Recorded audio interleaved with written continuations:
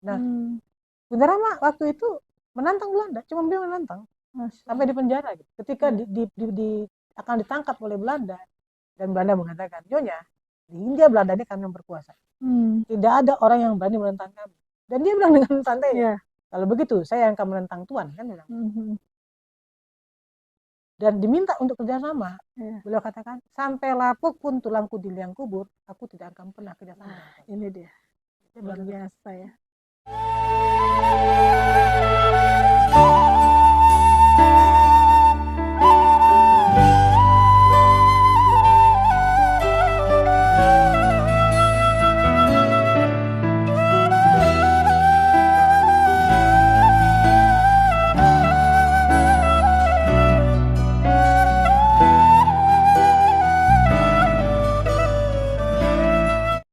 Bismillahirrahmanirrahim. Assalamualaikum warahmatullahi wabarakatuh. Alhamdulillah, sahabat muslimah Minang Rindu Syariah.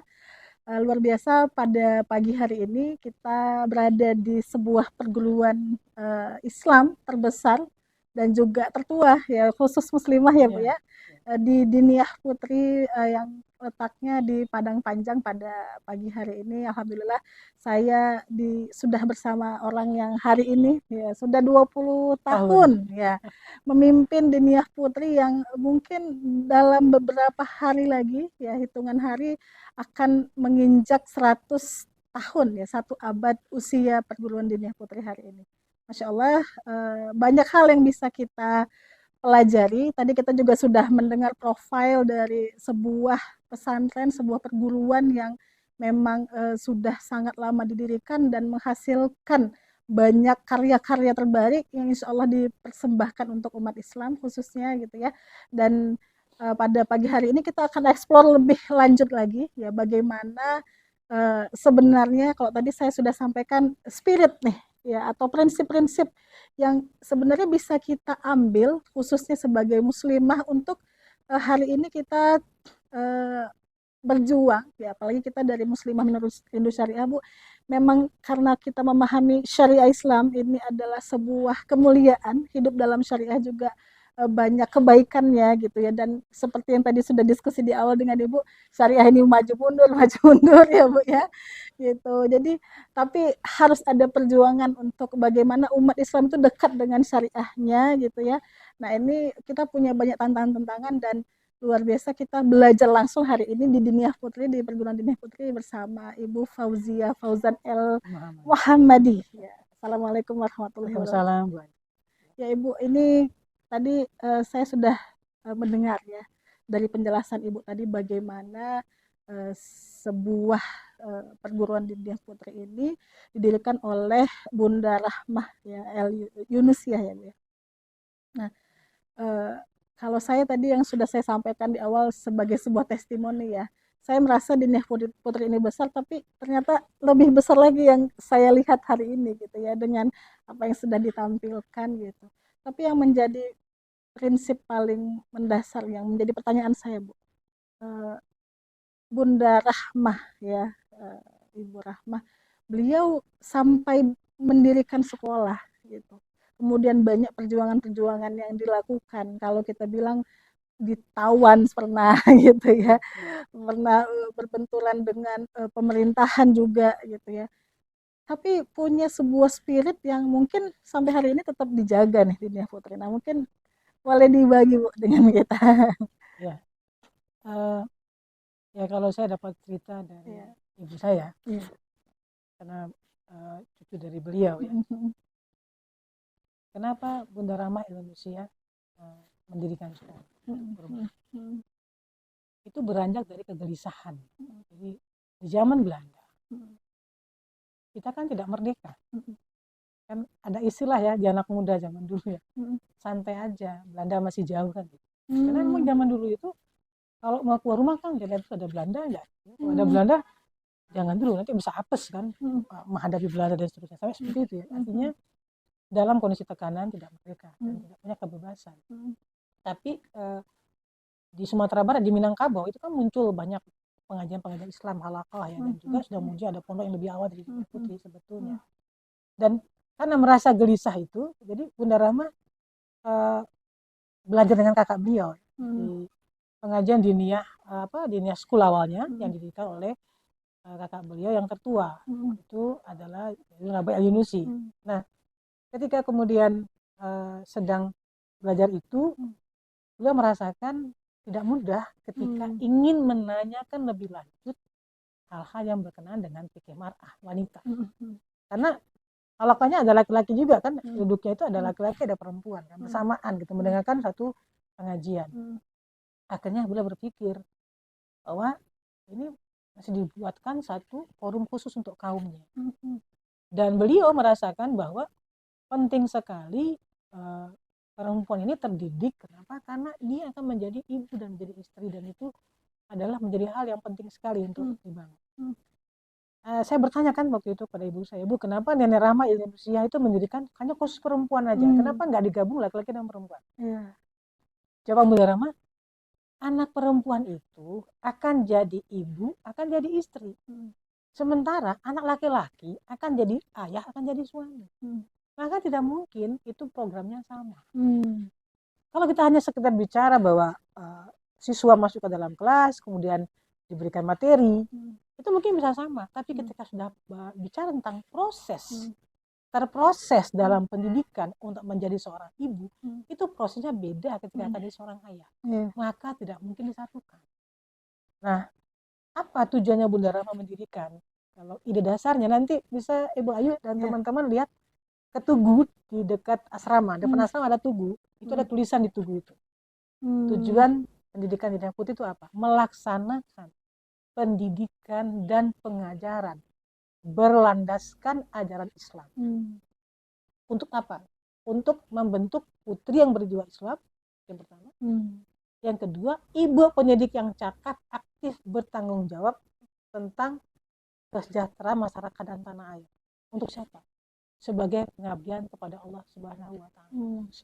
Jadi konsep beliau itu untuk menyiapkan semua perempuan yang terdidik itu pertama dia harus berjiwa Islam. Jiwanya harus Islam. Apa tuh jiwa? Jiwa itu kan ruh ya. Kalau waktu belum dihembuskan ke dalam rahim ibu, namanya ruh. Ketika sudah masuk ke rahim ibu di hari yang ke-20, namanya jadi nafs. Ketika nanti dipanggil Allah kembali, dipanggilnya apa? Ya ayuhan nafsul mutmainnah. Jadi nafs, jiwa. Ada menyatu dengan jasad kita. Maka jiwanya masih Islam. Artinya apa? Dia mempunyai hubungan spiritual yang kuat dengan yang menciptakannya dengan Allah, selalu terkoneksi dengan Allah, wifi-nya on terus. Ibaratnya tuh kalau kemana-mana, kalau wifi-nya hilang nggak tahu nih Google Map hilang kan. Jadi sama Allah tuh 24 jam terkoneksi. Ini berat ya untuk menjadi anak remaja sampai di titik itu spiritualnya. Orang kita orang dewasa aja masih berat ya. Remaja itu.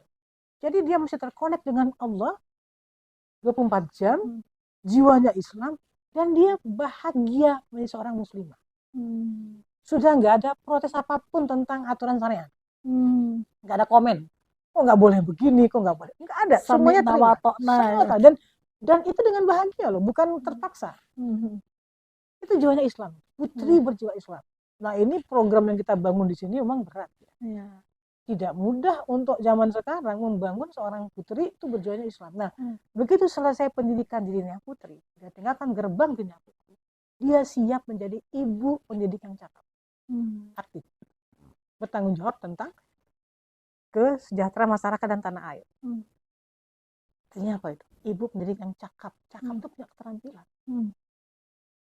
Dia punya skill. Dia paham itu parenting, cara mengurus anak. Dia paham cara mengurus rumah tangga. Dia paham cara memasak, menata rumah, dan seterusnya. Aktif. Aktif itu apa? Proaktif. Nggak nunggu. Dia mengambil solusi. Dia tidak menunggu, tapi dia mengambil dulu tindakan. Aktif. Terus apa? Itu sudah selesai dengan dirinya. Dia sudah selesai mengurus dirinya, lalu dia punya tanggung jawab apa? Tentang kesejahteraan masyarakat dan tanah air. Dia memikirkan masyarakat dan tanah air untuk siapa? Nah ini dia persoalan. Untuk siapa itu semua dilakukan? Apakah untuk mencari perhatian orang banyak atau untuk mencari perhatian Tuhannya? Ini levelnya udah ihsan. Untuk mencari perhatian Allah Subhanahu wa Ta'ala. Jadi melakukan ini semua untuk siapa? Untuk Allah. Jadi kalau sudah level di sana, itu don't care gitu. Orang ngomong apa ya biar aja. Nggak peduli. Nggak akan pernah mati langkah, nggak akan pernah mati gaya. Kenapa? Untuk siapa? Untuk Allah. Dia tidak akan pernah kecewa dengan manusia. Itu level yang dibangun oleh Bunda Rahmah. Ini berat ini, membangun seperti itu nggak mudah. Nah, program di Dunia Putih membangun juga itu memperhatikan santri satu persatu itu juga sampai progres ke sana itu luar biasa. Ada yang bisa kita capai secara berhasil, ada yang masih ada kurang di sana sini program kita ya, tapi kita memahami sampai ke level itu. Nah, karenanya di Dunia Putri kita meramu 3 karakter yang kita bangun dari yang dirancang Bunda Rahmah. Pertama itu 3 karakter santri. Yang pertama adalah ahli ibadah dan berakhlak karimah.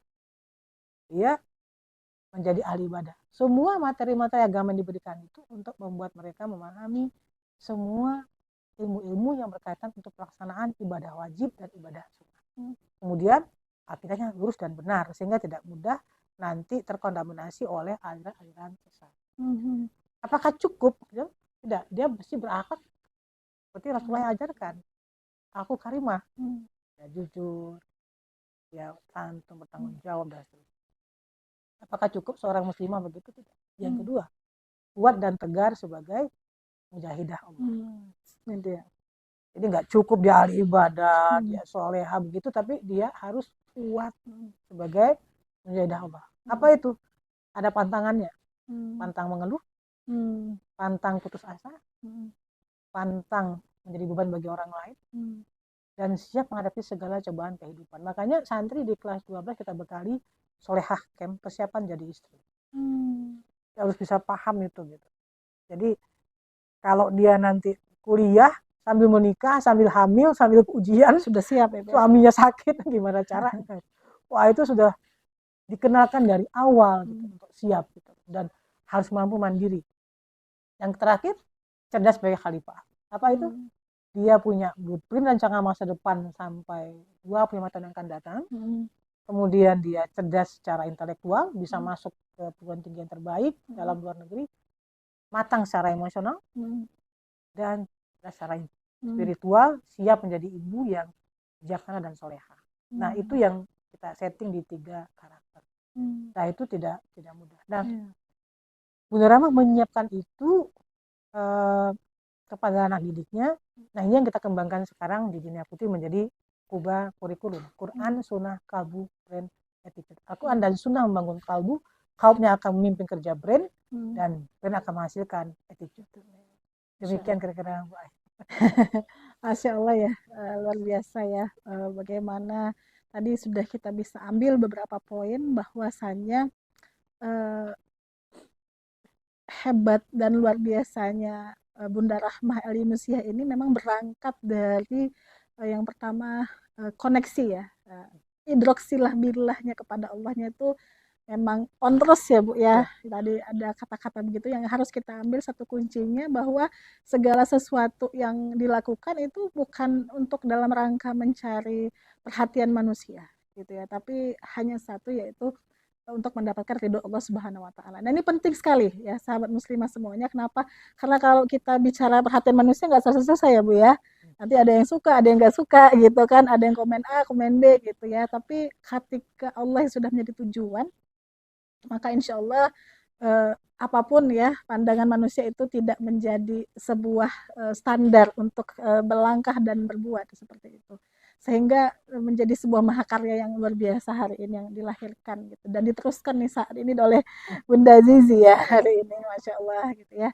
Nah, kalau boleh kita lebih mengeksplor lagi Bu, tadi beliau juga mendapatkan pendidikan di halakoh-halakoh gitu ya, berarti sudah sejak lama itu pola pendidikan begitu sudah terjadi ya Bu ya di Bunda Rahmah gitu. Kemudian kalau kita boleh menggali atau mengeksplor lebih lanjut orang-orang yang punya peran Bu ya, jasa terkait dengan menanamkan cara pandang beragama yang benar dan kokoh ini kepada Bunda Rahma itu siapa saja, Bu, kalau boleh? Ya, yang Iya, pertama tentunya dari ayah beliau, ayah beliau itu. Syekh Muhammad Syekh Yunus. Heeh.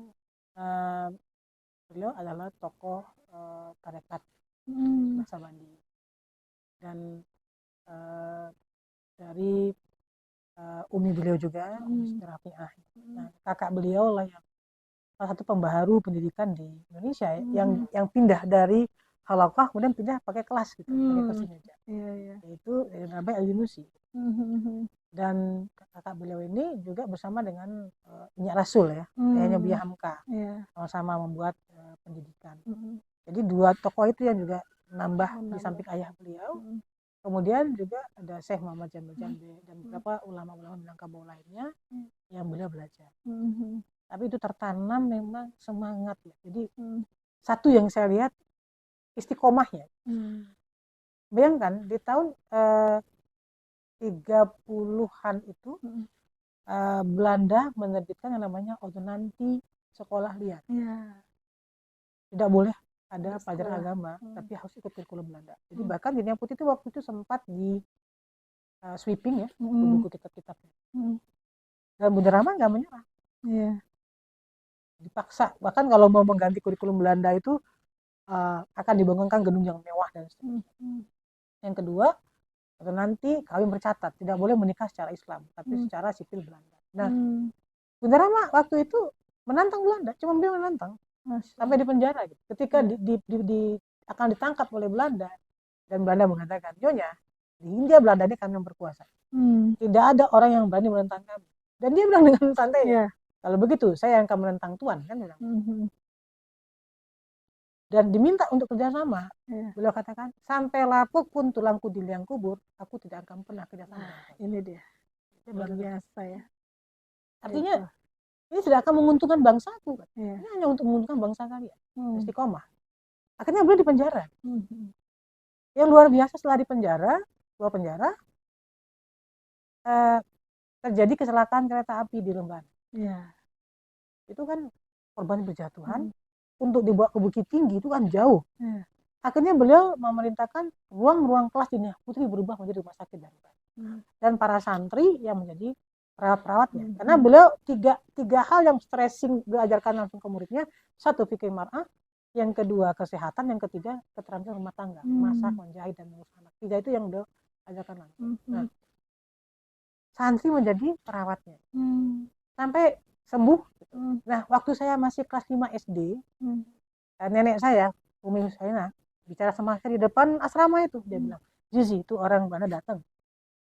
Dia bilang, ini ya sekolah yang pernah menyelamatkan nyawa kakek saya. Artinya beliau mengajarkan kepada murid-muridnya bahwa dalam hubungan humanisme, kemanusiaan itu nggak ada bedanya agama lagi. Beliau mencontoh apa yang Rasulullah ajarkan dalam perang Badar. Jadi beliau pisahkan Belanda yang menjajah bangsanya, Belanda yang menjadi menangkapnya di penjara, dan Belanda yang korban kecelakaan kereta api itu orang yang berbeda. Itu yang beliau berikan contoh. Nah, kemudian istiqomahnya apa lagi? Setelah keluar dari penjara pun, apakah kemudian bergeser? Tidak. Beliau siap mengorbankan dirinya. Ini yang namanya kita sebut dengan apa? Jiwa pahlawan. Apa jiwa pahlawan? Pahlawan itu siapa? Pahlawan adalah orang yang sanggup mengambil satu posisi di saat tidak satu orang pun sanggup mengambil posisi. Maka ketika setelah membangun laskar, ya, kemudian untuk menjadi tentara keamanan rakyat itu, tentara rakyat, tidak ada yang memimpin, tidak ada ustaz-ustaz yang memimpin, tidak ada kiai yang memimpin, tidak ada datuk yang memimpin. Akhirnya beliau mengatakan, kalau begitu angku-angku datuk-datuk, buya-buya, tagak di belakang bunga. Saya akan pimpin ini, dan Dunia Putri menjadi dapur umum dan logistik. Kita akan berjuang untuk kemerdekaan kita. Dia ada di posisi itu. Berani mengambil. Dan mengorbankan semua, istiqomah. Dan satu mungkin lagi yang penting ya, kalau saya lihat adalah kemampuan yang namanya resilient. Apa itu resilient? Kemampuan bangkit dari kegagalan. Ketika Bunda Rahma mendirikan Dinia Putri tahun 1923, gempa di Padang Panjangnya tahun 1926. Dinia yang baru mulai awal berdiri sudah rata lagi. Apakah beliau menangis? Beliau berjalan, naik pedati, berjalan. Dari mana? Padang Panjang ke Bukit Tinggi ke Medan, Medan ke Aceh, menyeberang Selat Malaka, berdakwah, mengumpulkan ringgit, kembali pulang, membangun ulang Dinia Putri. Saya waktu gempa tahun 2007, Dinia Putri kan juga 5 hektar ya, ini sekolah 3 hektar, asrama dalamnya itu 2 hektar. Kerusakan semuanya kan parah banget. Saya juga ke Malaysia, tapi naik Air Asia. Waktu saya nyebrang naik Air Asia, saya lihat ke Teluk Selat Malaka, saya nangis. Dulu Bunda Rahma naik apa menyeberang Selat Malaka? Di usia beliau 26 tahun. Bayangkan. Nah, kami membuat surat kepada Tuanku Ja'far. Ini ada fotonya dengan Tuanku Ja'far. Kita buat surat ke Tuanku Ja'far. Tuanku, kami ingin silaturahmi berkunjung. Minta waktunya. Dan dibalas oleh beliau. Waktu itu beliau Raja Negeri Sembilan. Silakan kami menerima, kami jemput untuk datang pada tanggal sekian. Lalu kita datang tuh. Dari airport kita rehat sebentar, kita ke istana. Sampai di istana, apa kata ajudan? Maaf tuanku sudah berangkat ke airport karena ada kunjungan luar negeri. Saya katakan, ini surat tuanku. Janji terima kami hari ini. Sebentar, saya telepon tuan. Lalu apa jawaban ajudan istananya?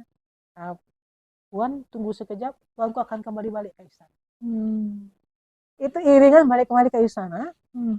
Saya kan kaget gitu ya, karena kalau udah sama pejabat tinggi kan nggak mudah seperti itu. Iringan sudah berangkat balik lagi. Kemudian apa kata beliau? Oh ya maaf, saya lupa agenda ini. Demi hubungan baik saya dengan Rahma. Saya balik. Dan waktu itu beliau memberikan bantuan 30.000 ringgit itu untuk membantu kerusakan gempa kita ya. Tapi yang juga terpikirkan adalah seperti apakah kemampuan diplomasi seorang Rahmah di usia 26 tahun sehingga membuat tuanku bisa menerima kita kembali. Masih jadi ingatan kuat ya Bu ya. Jadi pesannya. Jadi intinya begini ya, kita diajarkan seperti itu, bahwa kita akan mampu mencapai semua tujuan kita dengan izin Allah. Asalkan kita tidak pernah peduli siapa yang kamu dapatkan nama. Itu sudah levelnya untuk Allah. Nah, membangun sosok seperti ini yang PR-nya luar biasa untuk hari ini. Nah, lalu kalau sudah terkonek otomatis itu pasti self controlnya akan kuat. Self control akan kuat. Sekarang kita pegangnya apa? Kita pegangnya gadget ya. Mana-mana. Mau pergi start, tekan Google Map sama tujuannya langsung. Tiba-tiba sinyal hilang, kita udah pusing kemana?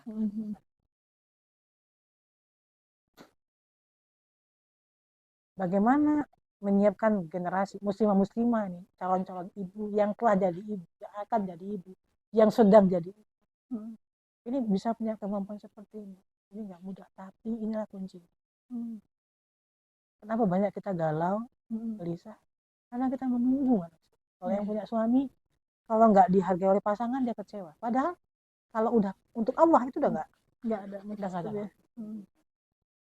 Nggak ada. Semuanya untuk Allah. Bayangkan begitu mudahnya Bunda Rahma jadi orang yang pemaaf.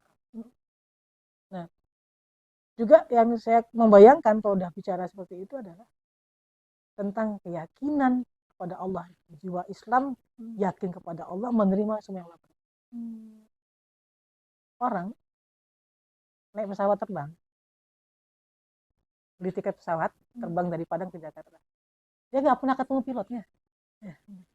Dia nggak tahu siapa pilotnya, sekolah di mana. Tapi dia percaya bahwa dia akan selamat dibawa sampai ke Jakarta. Nah, kenapa kita Kita kenal Allah, Ya. kita kenal Asmaul Husna, kita sholat 5 waktu, tambah sholat sunat. Kenapa kita masih bimbang dengan Insya Allah, keren banget ya, sahabat muslimah ya. Nah ini PR kita nih, Bu Benar, Ayu ya, benar, anak kita. benar banget ya. Masya Allah, ini yang memang hari ini sulit sekali, Bu. Iya. Tambah lagi kondisi kita hari ini ya, media luar biasa pengaruh besar pada pembentukan karakter generasi muslimah hari ini yang mudah rapuh, mudah galau gitu. Tapi mendapatkan sosok yang begitu tuh emang kayaknya harus ekstra kerja kerasnya gitu ya, Bu. Benar. Luar biasa nih, banyak sekali yang bisa kita ambil ya, ibroh-ibrohnya, semangatnya, spiritnya, juga cara pandang ya, terutama khususnya memang harus dimiliki seorang muslimah yang memang tidak lain berasal dari akidah Islam itu sendiri ya. Tidak dari mana-mana, inspirasinya memang sebenar-benar dari akidah Islam, dan syariat Islam lah yang menjadi tuntunan gitu ya, tuntunan buat kita, buat Bunda Rahmah, dan juga diteruskan sampai hari ini ya, Bu ya, di Diniyah Putri ya, dan itulah yang sebenarnya juga harus menjadi sebuah pijakan ya buat kita sebagai seorang muslimah, bagaimana kita berjalan mengarungi kehidupan kita ya, benar-benar berbasiskan oleh Al-Quran dan As-Sunnah ya, dan juga menerima secara totalitas ya, yusallimu taslima gitu ya, tanpa ada penolakan terkait dengan apa yang sudah menjadi ketetapan Allah, baik itu syariat maupun ketetapan-ketetapan Allah yang lainnya gitu. Masya Allah ya. Mungkin satu lagi boleh, Bu? Iya. Gitu ya. Ya, jadi kalau Ibu, jadi kita sudah lihat ya bagaimana sebenarnya spirit ya atau landasan berpikir yang dilahirkan oleh Bunda Rahmah yang sampai hari ini mungkin juga dijaga gitu ya di Diniyah Putri adalah berasal dari akidah. Akidah itulah yang memancarkan sebuah keberanian gitu ya, sampai berani menjadi komandan TKR. Kalau bahasa kita tuh di Islam mungkin berjihad lah gitu ya, merelakan, bukan nggak mungkin gitu ya, bisa berkorban nyawa gitu, terancam nyawanya dalam peperangan, dalam melakukan perlawanan kepada pemerintahan Belanda yang saat itu adalah notabene penjajah di Indonesia gitu. Tapi itu bisa luntur gitu ya, ketakutan pasti ada gitu ya, tapi itu bisa terkalahkan dengan spirit tadi, akidah yang memancarkan koneksi dengan Allah juga ya, punya idroksilah billah yang luar biasa, dan totalitas tunduk terhadap syariat dari Allah Subhanahu wa Ta'ala. Mungkin untuk kedepannya lagi, Bu, ini tantangan zaman ini semakin luar biasa, Bu. Kita sebenarnya ada di sini hari ini juga menggali, kita sebenarnya lebih hari ini banyak di sini lebih kepada berkontribusi apa sih yang bisa kita berikan untuk masyarakat hari ini, untuk umat Islam hari ini. Karena kalau mau kita bedah satu-satu mungkin sudah terlalu banyak ya, Bu ya, fakta yang miris, yang menyedihkan yang terjadi di tengah-tengah umat Islam, khususnya kita di Minangkabau. Padahal kita adalah sebuah masyarakat yang sangat erat dengan Islam kaitannya.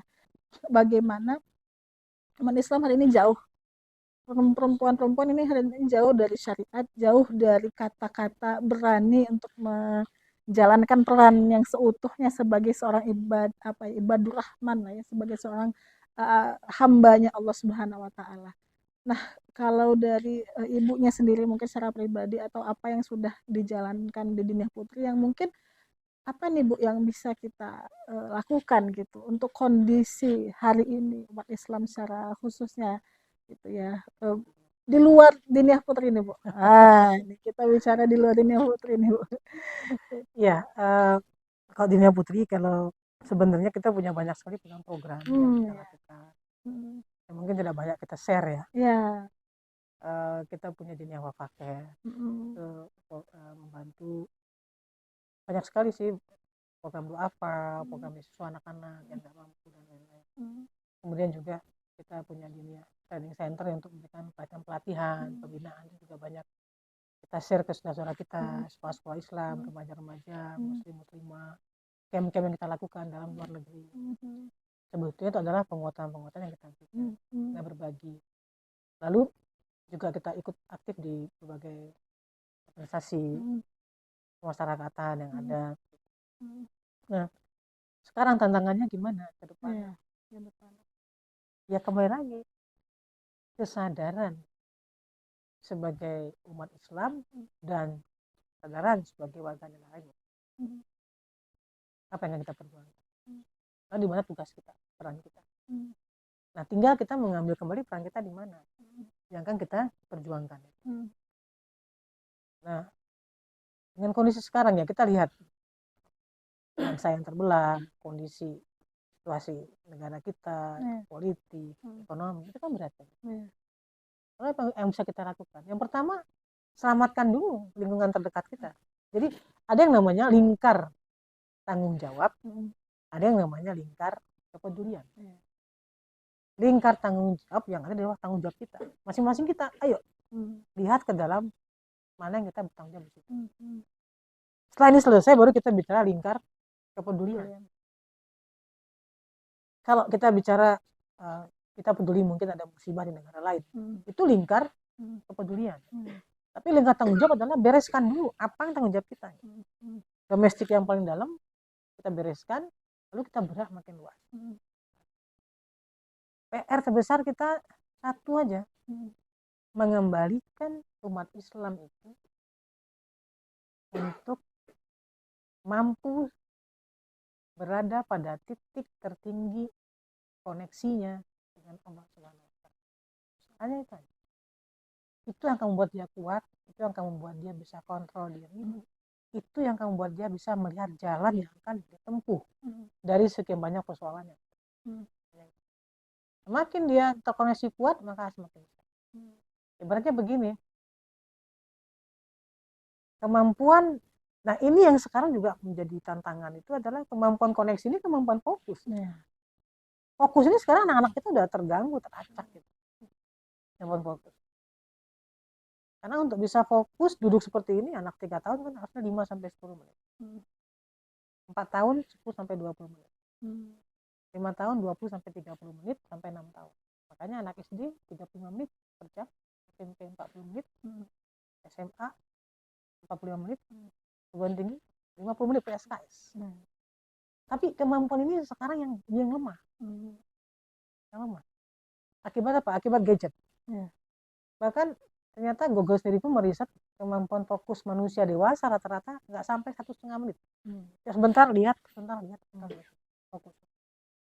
Padahal untuk bisa selamat, untuk bisa connect dengan Allah, itu dalam Al-Baqarah 45.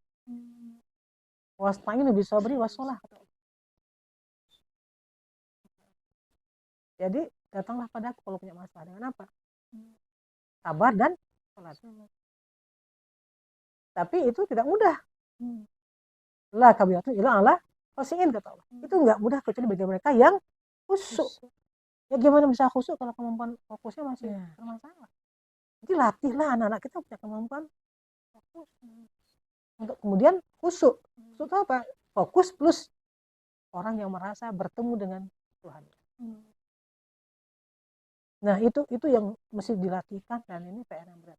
Kalau Ibu Ayu ke Museum Ramayana Indonesia, di sana itu ada tulisan, ada foto lama sebetulnya, santri sedang sholat berjamaah.